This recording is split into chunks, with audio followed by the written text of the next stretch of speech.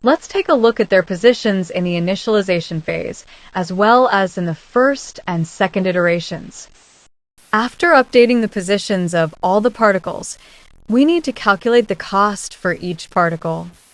The cost of each particle is calculated using our cost function, in other words, the sphere function. By inserting the position of each particle into the sphere function, its cost is calculated. This process is repeated for all particles.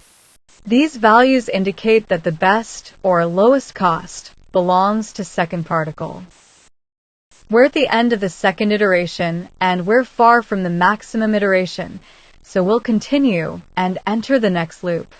At the beginning of the third loop, we need to determine the best personal experience of each individual particle, as well as the best experience of all particles. Let's go observe them together.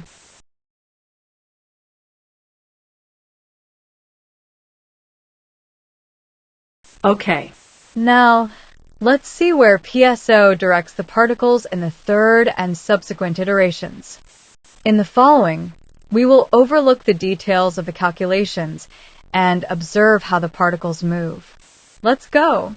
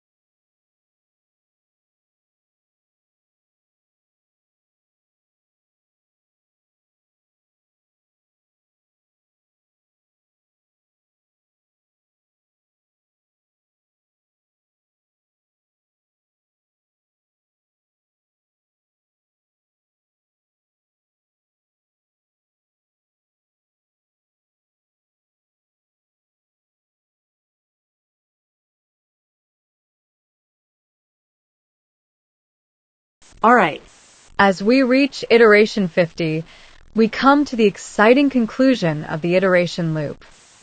Now, we can determine the final answer. The global best, representing the best cost with the least amount of expenditure, will be our final result. Let's take a look at the cost graph of global bests from the beginning up to this point. This is the cost graph of the global best across all 50 iterations. Here, we also have the logarithmic version, which reveals more intricate details. We can observe a consistent decrease in cost. Upon zooming in, we see that the lowest cost occurs at iteration 49, with a value remarkably close to 0, representing the optimal point of the problem.